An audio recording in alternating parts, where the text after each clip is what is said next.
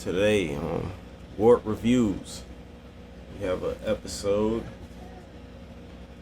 of How They Got Caught, True Crimes. You like to introduce them? This is Ugly Cactus. We talking about Kenyel Brown today. He allegedly killed 6 people, and we gonna explain how he did it.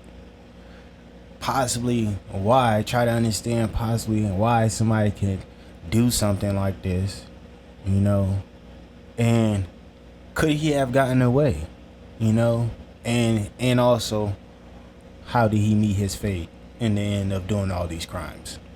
Absolutely. All right, Kenyel Brown. Let's start this off. Check out the news clip, maybe. They're known for New York style pizza, but this spot Notorious actually ate orange control. so half ounce. I don't think that's the right one.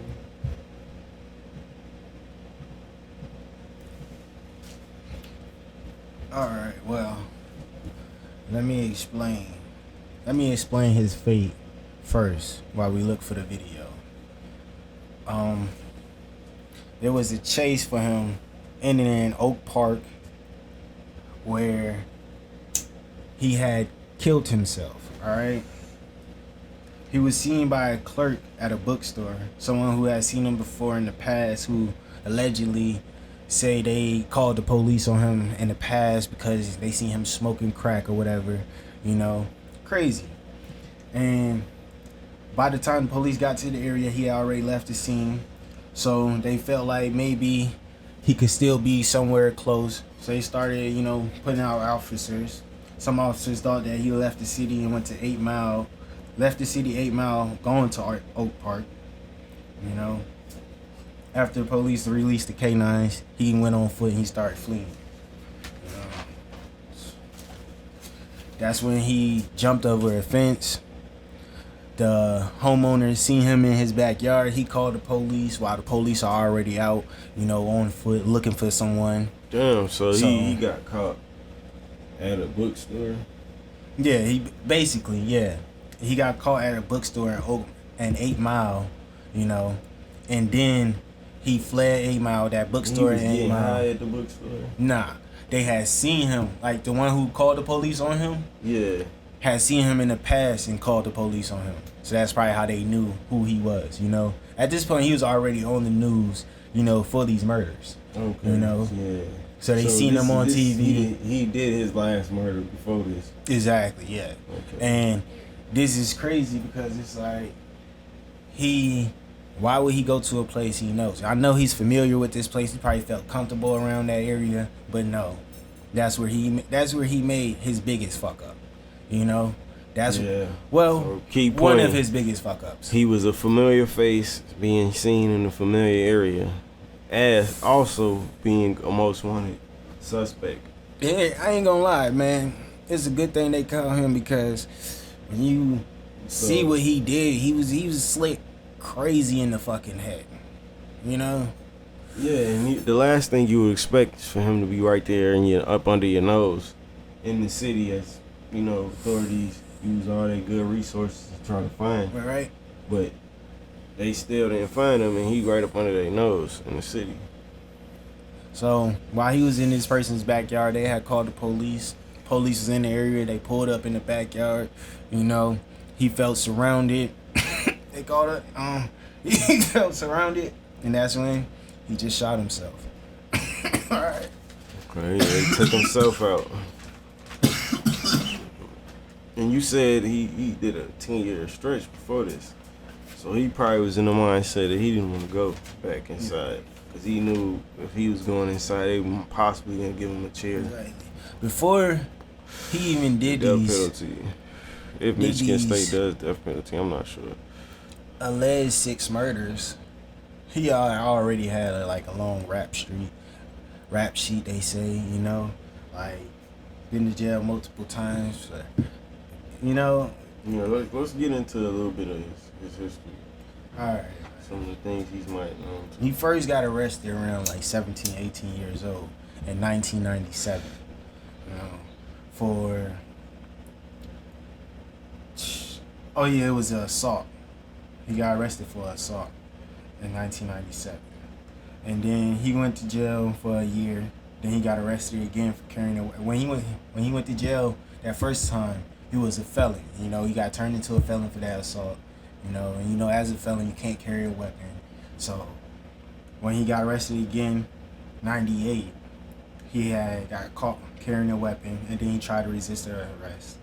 You know, he pleaded guilty, and he had to do 4 years or so. But while he was in jail, he got caught with a taser on him and trying to sell a taser. You know, so in '99, You caught with a taser. exactly, and that's when he started cooperating with the correctional facility and also police officers. You know, and we could say That's very interesting. we could say that right there, that moment right there, So he was that decision that he police made. mode. Exactly. That decision he made to become a police mole helped his crazy ass. You know? Helped his crazy ass. Yeah, it kept him under the radar. Now I'm gonna tell you why. Alright? He started working with the police. He got arrested for drugs. He started working with the police in '99. Alright? And he got caught with some drugs. Told the police, motherfucking, who was doing it, who was serving the drugs, who was fucking, you know, who's the big dog, I guess, inside the jail, you know, because they let him off with that. Then he got hit. Then in 2001 he was released from jail, but then he got arrested again because he got drunk, got into a car accident, you know, killed 2 people, and then he tried to run and flee from the scene. So he got hit with multiple crimes, and that's what he did the 10 years for. Okay, so this guy's already went through some shit. Already supposed to, I guess, being rehabilitated before he has done all these things. Exactly. But the whole But we know time, prison doesn't rehabilitate anybody. the whole time he got put in jail, you know, the whole time of him sitting in jail, he getting non-stop caught with stuff. Yeah. Started working with the police. They started letting him off because he's telling them who got it. You know? Exactly. Alright? So he was the So authorities' responsibility at that point. Exactly. So in 2001, he did a little. He got into a car crash and stuff like that. He killed 2 people and stuff like that. So and because he fled the scene, he didn't get hit with any like vehicular manslaughter or something like that. You know, the prosecutors, I guess they wanted to be real hard, so they gave him 2nd-degree murder, resisting arrest, driving without a license, and he had a weapon on him. So he got caught with possession of a weapon. That's another charge. That boy you was know? blessed to have come out of that without doing life. And this is his second time. This is his second time getting caught with another weapon after first initially being So becoming do you a felon. think being an informant helped him get less time for this case, which therefore released him out on the streets? Well, I don't really know. You know, I don't really know. He got hit with a hard crime, you know, hard little F, hard felony, because. But he only served 10 years for 2 murders, and he didn't want to own up for them at first. He wanted to flee and get away. He already made his mind up. He was gonna try to get away, and he didn't successfully get away because he panicked. He didn't properly assess his getaway. And that was drunk. where, and he was intoxicated. Yeah. That's like the biggest thing right now. You drunk, you got this gun on you, you don't have a license, you're a felon. What You the? just came home. Yes, you just got out. All right, you just got out. So then he does his 10 years, right? He does 10 years. He gets out in 2010 on parole. You know, stays clear of the police for a good little couple years or so.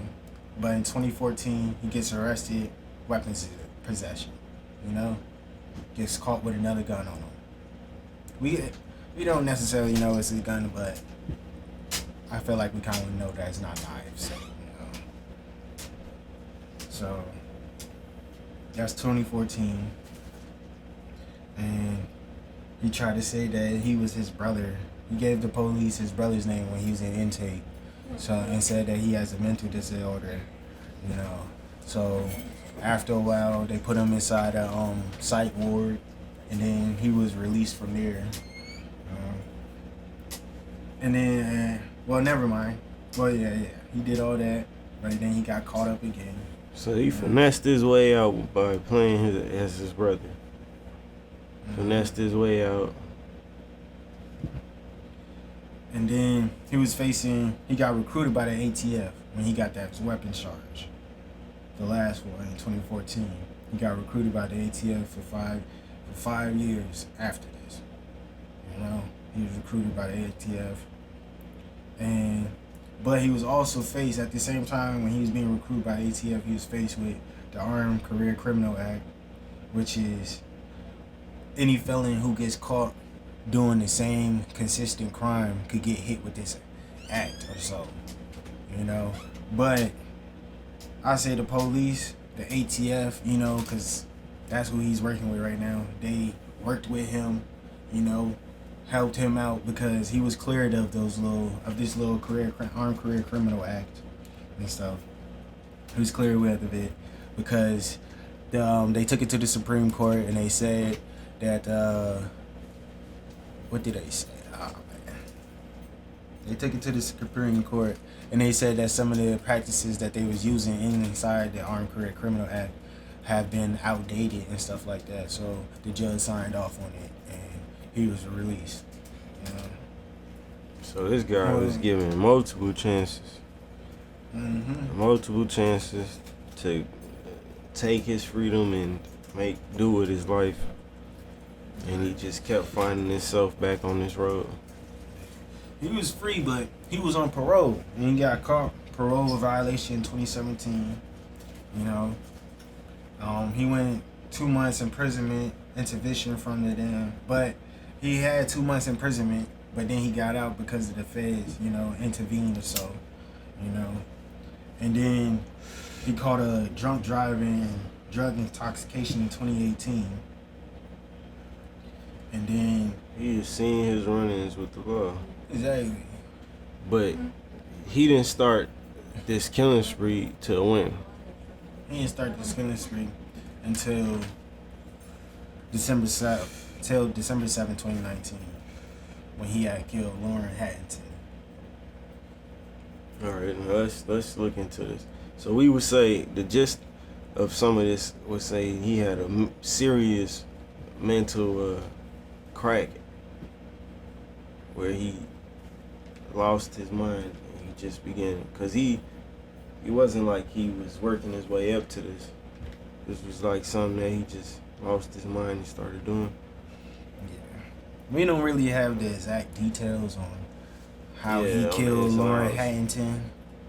I mean, not how, but why he killed Lauren Hattington, because he shot her, you know. But right after that, he went and hung out with a couple friends. And they were Kimberly Green, Doreen Patterson, and Clifton Smith. And he got into an altercation with them, a little argument. And next thing you know, he shot and killed Kimberly Green, Doreen Patterson, but non-lethally shooting Clifton Smith. And Clifton Smith got away, and he called the police, and he was a witness to that crime while also being a victim. You know, and Yeah. then And this right. was the second murders. He had Yeah, already this is the murdered second the women murder. before that he Mhm. murdered them. exactly. So, And this is when he first initially went on, got put on the wanted list. Is when he did those 2 murders and that attempted murder on Clifton Smith. Is when he got put on the wanted list. so how do they connect him? Because they accuse him of 6 murders. In the Because span- I'm assuming he was on the run with the same gun.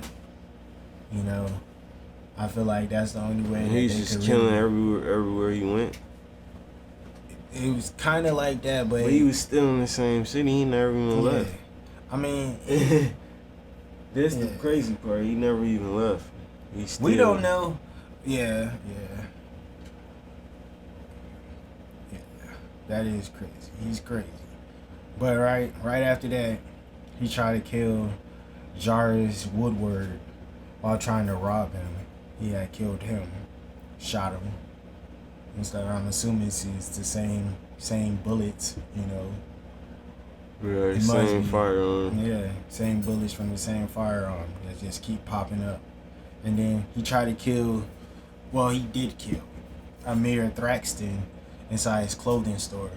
But Amir Thraxton was recording at the same time inside his clothing store, so they have that video footage of him caught, you know. Damn. So Mhm. let's check out this news clip. $1,000 reward is being offered to find Kenyel Brown. We featured Brown on our Detroit's Most Wanted report last month. He's suspected of 3 murders in River Rouge. Yesterday, we told you he's also a person of interest in a fatal shooting at a t-shirt shop on the city's east side. And overnight, that's the one on another Amir man was Thraxton. found shot to death. Okay, so in the that's the Mayor Thraxton. And then And 3 murders. That's probably assuming Lauren Hattington, Kimberly Green, and Doreen shop on the Patterson. city's east side. And overnight, Okay, a so they fatal never we told you explained. convicted Let's see. of 3 murders That in was- River Rouge. Yeah, Yesterday, we the told you first he's also a murder was person of definitely interest in a River fatal Rouge with the shooting at a Lauren t-shirt shop on the Hattington. city's east side. And overnight, another man was found shot to death in the back room of a vacant building on Minnesota Street. 7 Action News reporter Jen Shantz joins us with the latest on the ongoing search. Jen? Whoa. Well, Brown is now believed to be connected to And the possibly vacant 5 building on Minnesota Street must have been Jarvis Woodward, the person who he was trying to rob. So what? He murdered him and then brought him into the house to hide his body. Maybe, possibly. That's what it sounds like, cause it don't sound like they was meeting in a vacant building. Yeah. Maybe it was a drug deal going bad. You don't know. I'm not trying to put any bad, claims on Jarvis Woodward. We don't know what type of guy he was. He probably was a great guy. Allegedly. Yeah. Allegedly. 5 bad. killings, the latest But just we early do this know morning on Minnesota near Kenyel John Brown R. was crazy He's telling us mad. he should be considered armed and dangerous, and tonight He they're definitely asking for the is. public's help in bringing him to justice. I just ask y'all for the sake of this man, kid, his mom, come forward. A plea. And that was a co-worker of Amir Thraxton, the man who was killed in his clothing store, and who was a friend of this man, Kenyel Brown. Mhm. So he knew, dude. He was just Exactly. trying to get some money or Marshals. something to They get believe going. he took off in the dark-colored Dodge van Thaxton took to work. It has a Texas license plate of NXL 7787. Brown may look familiar. He was featured on the U.S. Marshals This Detroit's man Most stole Wanted the last guy's week. car. Yeah, so he knew the guy. He came in there, I guess, demanding some money.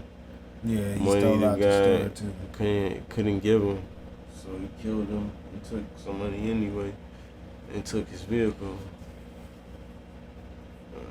Alright. Charged in a double murder in River Rouge last month, and also wanted for a 3rd killing there in December. This person's armed and dangerous. They have already proven that they're capable of carrying out homicides.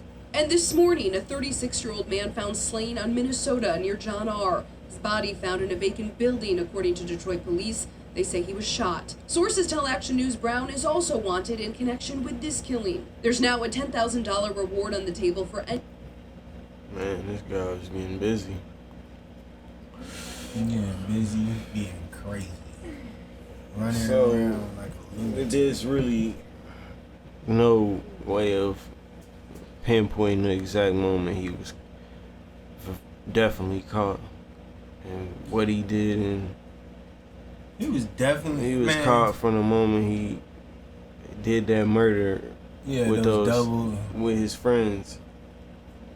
That And- double murder on Kimberly Green and Doreen Patterson, and tried to kill Clifton Smith too, but yes. Yes, Clifton Smith survived, and ultimately he was testifying against him. Any tips that lead to his arrest. U.S. Marshals don't believe Brown has much money. Detroit police think robbery may have been a motive in Thursday's fatal shooting of Amir Thaxton. We know people are helping him out. Every day he's out there is a risk or a threat that somebody else could get killed out here. If you have any information that could help, So that was before he ended himself.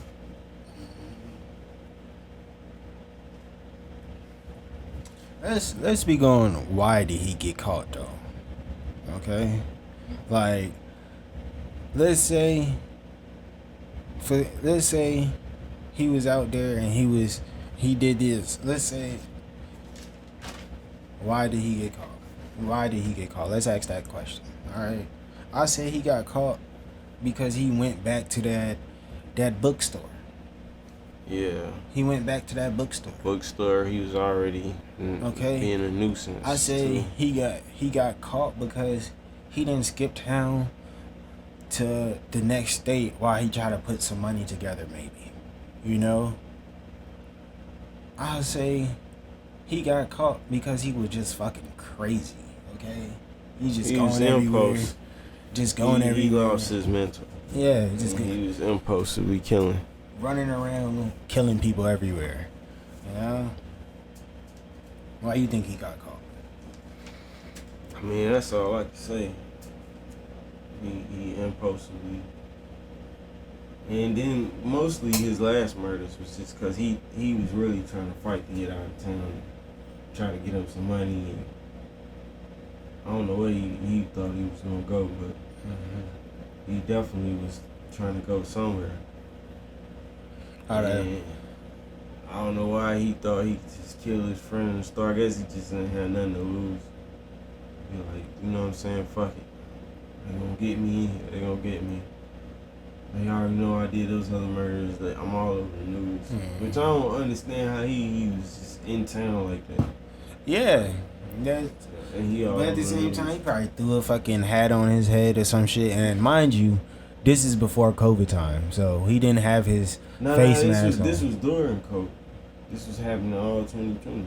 Yeah, it was 2020, but it was in January and February and stuff like that. They didn't really put no mask mandates out like that and stuff like that. This was a span a couple of weeks. This Exactly. This wasn't Like he had did the Lauren Haddington. He killed her in 2019, and then the little 2 murders and almost killing of Clifton Smith. He did that in 2020, January 30th, and then the Jerry's Woodward, the guy who I'm assuming they found inside the vacant building. He did that in February 18th, and then when he killed his friend Amir Thaxton inside the building, that was February 20th, and then he tried to steal somebody's car, and a police officer seen him, and that was February 22nd. Yeah. It was just, he was very crazy, man. fucking was fighting, but to get out of So town. yeah, all this was before COVID time. So it's like, how was he walking around his neighborhood of, Detroit? But at the same time, he kind of do look like some people that you might find just anywhere though. A regular black dude with a bald head and a beard, Yeah, you see his face all over the place, and he's still going to his favorite drug spots, getting the dope. Yeah. But they ain't gonna call the police on him. Yeah, I know that, but I'm just like, I know the neighborhood probably ain't gonna call the police on him. I don't know, because somebody would have saw him, I would think. Exactly. Somebody should have been called the police on him. You know, they should have been called the police on him because look at what he did when he stayed out. If he would have stayed out longer, you know, who knows if he would have ran out of bullets or he would have just kept going crazy. Or he would have probably switched weapons, you know? For calling police on him. Killed them, the bookstore. Nah, he ain't gonna call him. He ain't gonna. I don't think he gonna. Well, we don't know what his mindset is, you know? He might spin back through, come back to fucking Oak Park. Murder if he would have killed somebody. I mean, come back to 8 Mile and fucking go to kill that guy in the damn bookstore and shit. That's crazy. Yeah. But he should have left Detroit. He should have left Michigan. Alright? The whole state. He should have just left. Alright? Man, it's easy said and done, man. Because I know 12 probably is all over the roads, all over everything. But when he told himself he was gonna leave his house or leave wherever the fuck he left, you know, and go kill that Lauren Hattington girl, he should have had a fucking plan, you know. Yeah. He should have had a fucking They plan. never speak on her or what that situation, what occurred in that. I guess we gotta look into that. There's no reason. We could just assume he was just crazy. You know? He was just crazy and just killed her for no reason. You know? Because he's crazy. I mean, it never is put no context to any of this. We're reading stuff, articles and shit. And it never puts no context to why he's shooting motherfuckers. Yeah, it's never put to his first victim. Yeah, but the first 3 victims. Because he was kicking it with some friends. And I don't know, like, we can't really speculate, but, like, what happened while he was kicking it with his friends that he tried to kill all 3 of them and killed 2 of them? You know? He got into a quarrel, man. Argument. We can get into an argument, man. There's gotta be more to that.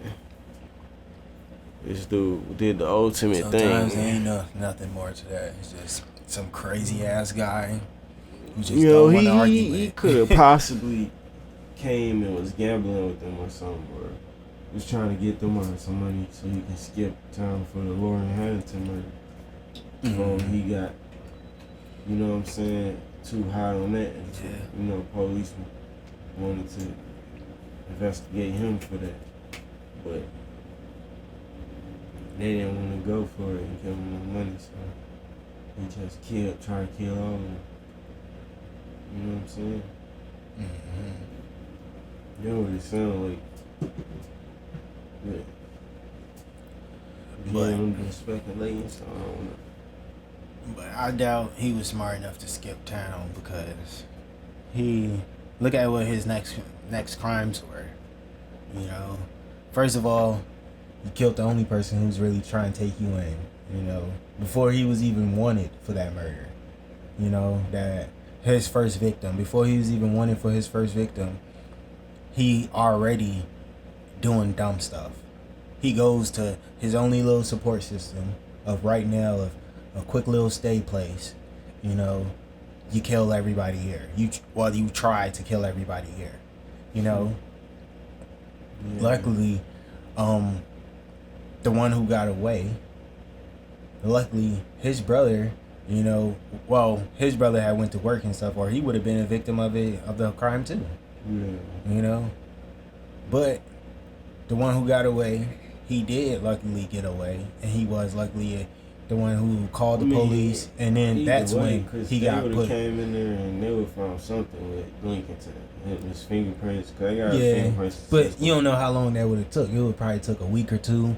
You know, enough time for him to get away. But now it's like, all right, boom, we got him on this crime, and what? Hold up, these bullets match this little crime over here. Yeah, and they probably if he shot the first victim and with the same weapon, then they probably would have known. But even then, that still would have took some time because that's ballistics. You know, but ballistics, you know, this could possibly only take like a few days, maybe. You know. I don't know shit. Yeah, I'm not in law enforcement, so I'm just speculating on how it may work. But that's definitely how he got caught. Mm-hmm. And But the question is, what do you think is like, what did he do that was the dumbest thing, you know? Out of all things that he did. Excluding just from killing all those people with no real motive. The dumbest thing is going to hang out with them friends and not getting the hell out of town from the first murder. Yeah. That was stupid. Then going and killing dude in that t-shirt store, really. Like, that just added fuel on the fire for the police. It just seems like everywhere you go, you're just dropping bodies. Yeah, cause that made them like. I know that made every corner, and every block hot as hell for everybody in the streets that want to be outside doing some street shit. They're like, damn, man, there's police everywhere looking for dude. And he was still in the city. That's the crazy part. He probably just about nodding his head saying, "Howdy, officer." Yeah, man, you fucking find that dude. You know? Say he's somebody else. You know? It's like, what's up with being bald head, man? Does that make you crazy? I don't want to speculate or allegedly, like, is being bald head make you like too much sun on your head? Too much wind on your head or something? 'Cause what makes people lose their mental Do you think stability when they Do you think Kenyel Brown felt untouchable while he was doing all these crimes? I don't think so. I think he was panicking, man. I think he was trying to get the hell on, trying to figure out. I think that's why he did them try to do that triple murder, but it ended up being a double homicide because they weren't giving him no money or weren't trying to give him a ride. Yeah, it had to be something like that, man. Because it's like, just think about it, like you just say, fuck it and just kill everybody in the room. Like, what's wrong with you, dude? Like, the hell? Because he was going to take his ride and take whatever money and whatever things they had, possibly. I mean, that's probably what he did when he did the murders, but them murders is what put police on it. And I wonder how they knew he was there. You know? Knew he was where? At that house. When he did that double homicide? Yeah. Remember, one of the victims got away. Clifton Smith, he got away. Yeah, true. He was shot. He could have got away, because that's how they tied him to the lure. Exactly. Because they tied the ballistics, and they're like, oh, so he's the one shot her. Mm-hmm. And then, yeah. And then that's when he got put on the wanted list. That's when they put his face up. Boom. You know, a reward for him. Yeah. You know? 10K reward. They should have put up a meal for this man, like he Chopper or something, man. No cap. Look how crazy he got. You talking about he ran off and did more crimes. Been trying to tell him why you see him. He killed. Oh, I see him right now. One of the bookstore people. Soon as he did 3 murders and an attempt, a meal should have been up for this guy. $1 million. Yeah, the government probably can't pay that, but $1 million up just for that. Yeah, shit. This man would have had to kidnap the government official and been and killed a couple people and officers. If he would have killed some officers, kidnapped, grabbed some children and a couple of government officials, kidnapped them. Oh, they giving every resource and piece of money, especially if they can't find them. They like, what? We can't find this dude. Yeah, they gonna spend all their money. Mm-hmm. All their money. They be offering, you know what I'm saying, all type of shit. So yeah, that's how I believe he definitely destroyed his life and ultimately ended up taking his life. And let's see if we can catch that clip. What happened at the end, ultimately. We can weigh in on that. We heard it when we first brought it up, but let's see. The chase, right? Yeah. This is simple texting. It's the best. Sorry. Before news starts now with a breaking news alert. And we have two big breaking stories. First at 4, an intense manhunt for a serial killer suspect in Detroit ends in gunfire, leaving that suspect dead. Also, a student drowns in the pool at Mumford High School. We have crews working both stories right now. Let's start with the search for that armed and dangerous man. It has all come down to a deadly ending in Oak Park. Let's go over to Local 4's Victor Williams. He joins us live from the scene. It was the first. Oak Park is where the chases had took place. Can you tell us? Well, first off, this was a very intense situation. Me and my cameraman. This is events that led up from the bookstore. So at what point did he know he was being like chased?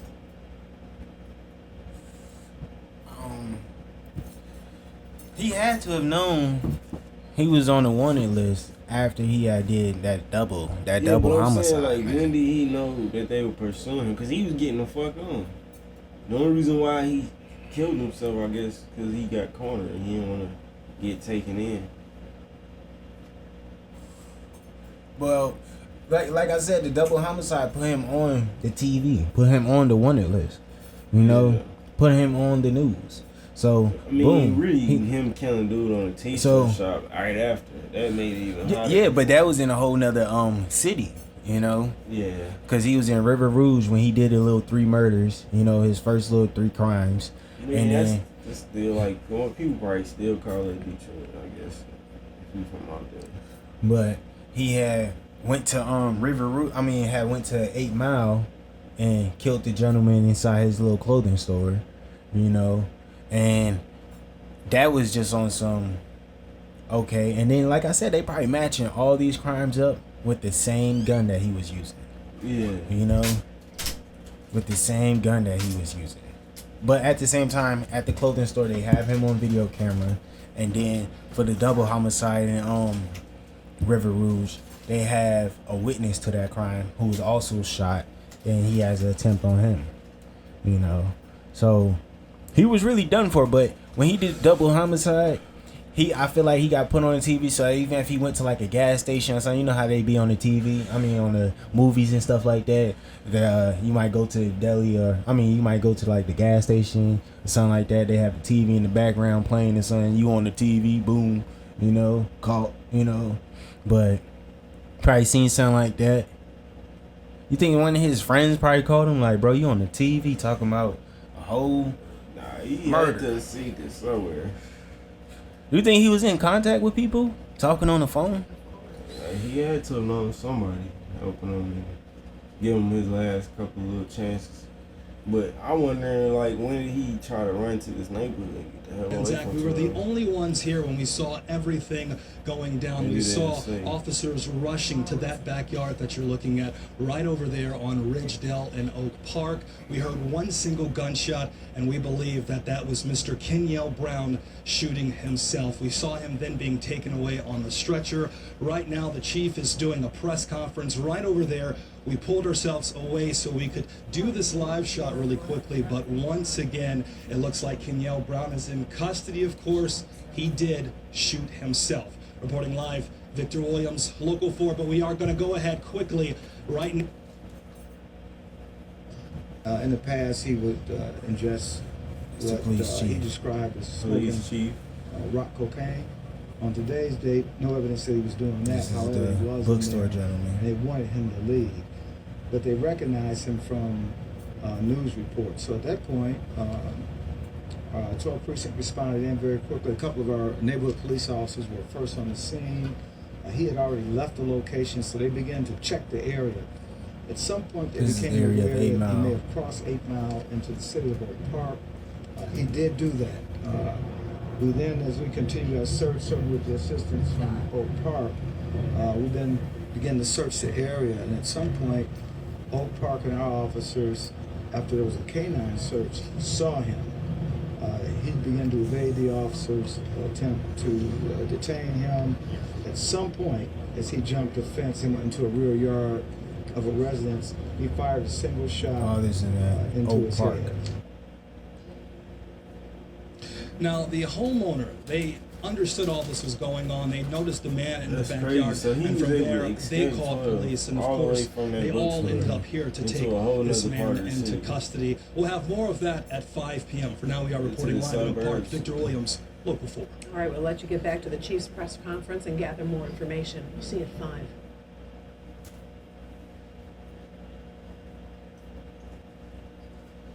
All right, so They say because he killed himself, they can't say that he did all these crimes. So the question is, was he guilty of all the charges? I mean, they had substantial evidence, ballistics tests, apparently some witnesses. Camera, video footage. And he didn't shoot himself for nothing. So, Exactly. he knew he was going down. Yeah. So, yeah. So we say, yeah, he definitely did all this. Yeah. And that's this episode. Do you think he could have gotten away with the first crime? Maybe. If he didn't go to, if he would have got out of town right away. He didn't have no money, so he went to go do irresponsible things that led up to him ultimately getting caught, basically. And what about for all 6 of the crimes? Could he have gotten away? Or was there? Impossible. Impossible. They was going to use all their research to find him.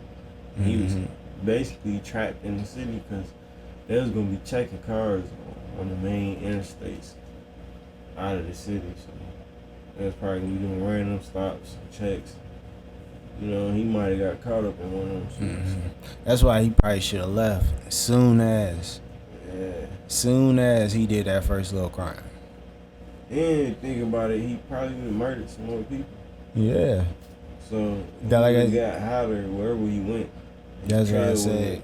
Being left, he could leave a breadcrumb. That's why it's a good thing they caught him. He could have possibly broken in that house, killed some folks. Broken one. He probably definitely would have did that.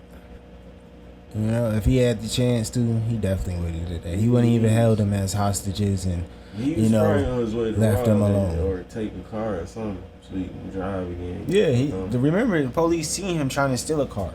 Yeah. You know, where he had killed Eugene Jennings. You know, his last victim. He killed him trying to steal a car and police had seen him and stuff. I believe that's when the foot chase had started. So it's crazy he was able to escape him from that. They had caught him like some weeks later or something.